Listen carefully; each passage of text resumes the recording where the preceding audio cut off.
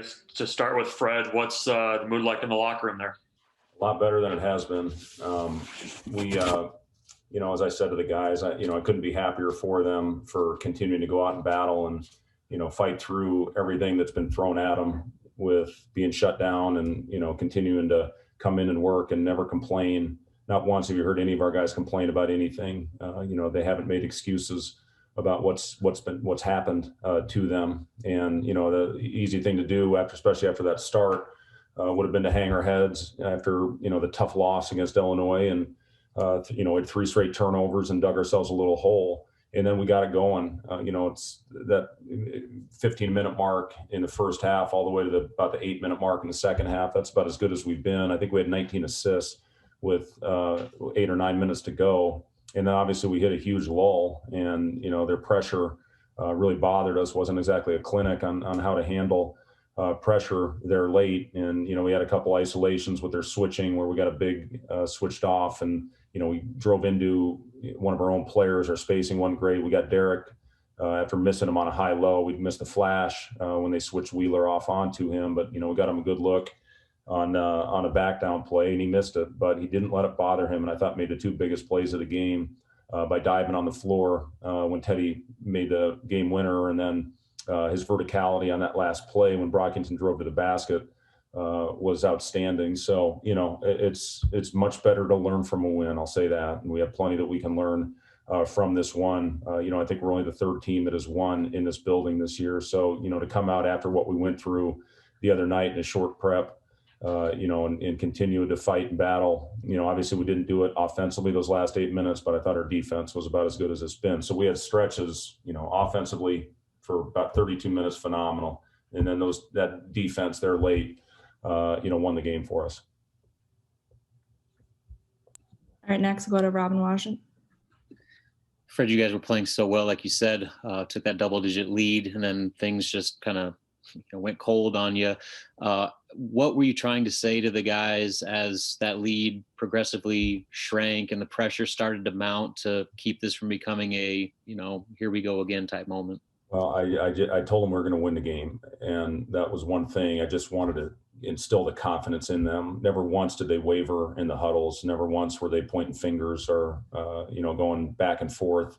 They said, let's continue to get it done defensively. And that's the most encouraging thing is we didn't let our poor offensive execution in those last 8 minutes affect the way that we guarded them on the other end. And that was the game. I thought we had some really good straight up vertical plays there at the end. And, Teddy obviously hits the huge one in transition, but, Derek was the one that helped get that loose ball for us.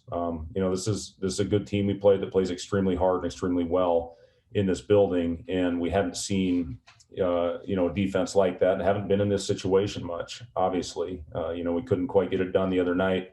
But I couldn't be happier for these guys for finding a way to get over the hump and the feeling, and the other thing I reminded them of is, as we talked about after the Illinois game, the two hardest things to put behind you are big emotional losses like we had the other night. We found a way to do it, and then big wins like we had tonight. So we got to find a way. We're going to enjoy it. Believe me, we're going to enjoy it today. We're flying to Maryland this afternoon, and then, we'll get them together. We got to make sure they take care of their bodies with a back-to-back, finishing this incredible stretch that we're on right now. And then we got to bounce back with a good day of prep tomorrow and put this one behind us and get ready for this back-to-back on Tuesday and Wednesday. A follow-up on that, while the offense struggled down the stretch, your defense was, probably as good as it's been all year. What has been, since the return to the break, been the biggest difference in your eyes with the execution defensively and how that's kept you in so many games, since that layoff? Yeah, we've been so much better on that end. It starts with pressure.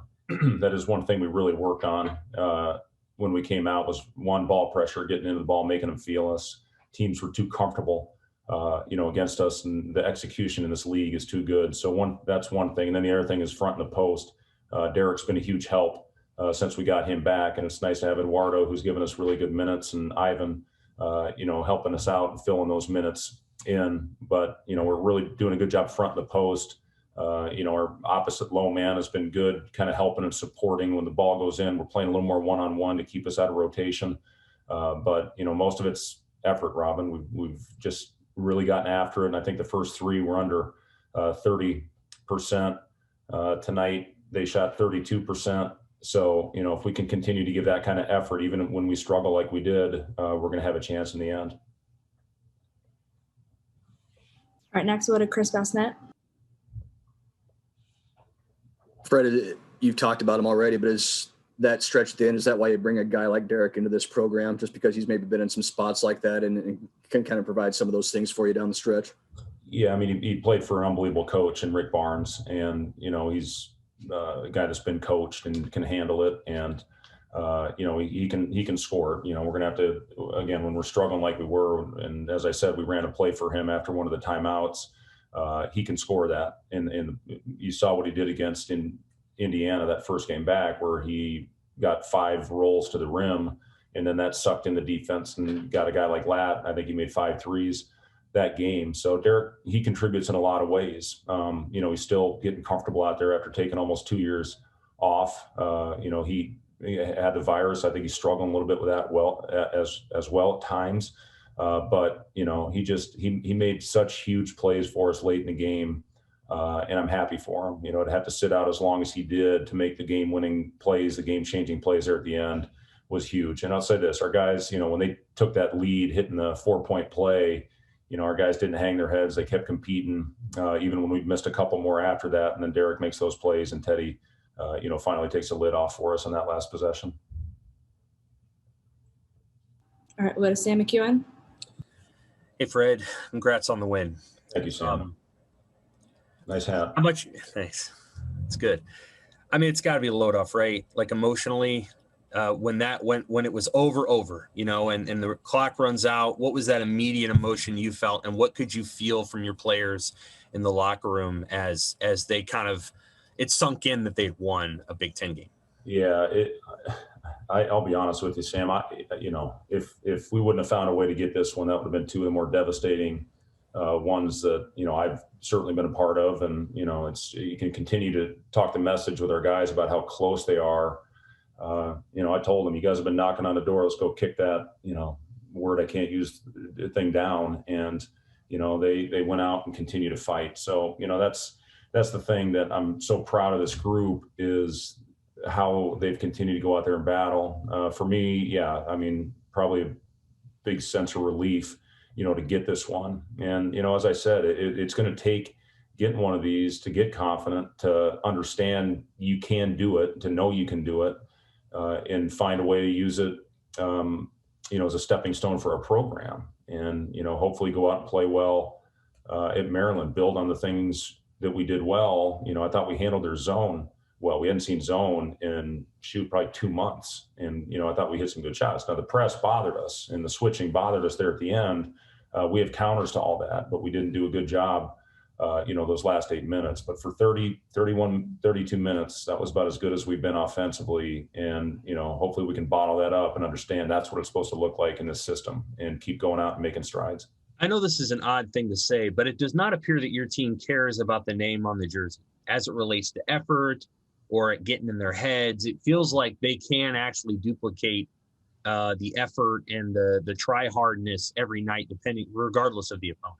There's no doubt about it, Sam. And, I've said that from the beginning. We have played hard. We've got it handed to us against Ohio State. There's no denying that. We were not good. We had poor effort that game. And, as we talked about in the film room the next day, it bothered everybody. You could see it in their face. They went out, they responded with good practices. And since then, our effort has been there. Now, we haven't, again, I talked about this the other night, we haven't played the smartest basketball at times, but we're getting there. Illinois, we were much better at taking care of the ball. After starting the game tonight with 3 turnovers for a big stretch of that game, we did a great job taking care of the ball. And then obviously the end, we had too many of them. I'll say this, though. You look at, Trey McGowan's had the turnover, but that chase down block he made was maybe as big a play as we had. So, it is. I couldn't agree with you more, Sam. Our guys have gone out and battled and fought and competed in everything we've asked them to do. So I'm really happy for them. I mean, reality is, we're 1-9 in league, but our guys have never stopped caring. And, I hope our fans have recognized that. and seeing the effort that our players have come to play with on a nightly basis. All right, last question from Jacob Padilla.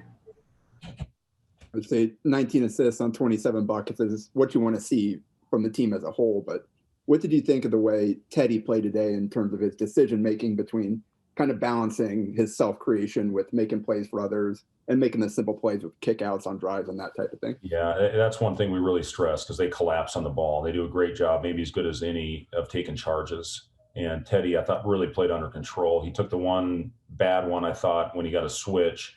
He had a 7-footer guarding him, and he settled for a long shot. I think it was an air ball. But, you know, besides that shot and play, he was outstanding in all aspects of the game. And, you know, that's something he can do. He did it early in the Illinois game where he kicked one out to Lat in the trail and didn't try to drive through the pile. But, you know, Teddy just made a huge play there at the end, and that's something he can do, you know, making that type of play happen when there's a lid on the basket because he's that talented of a scorer and offensive player.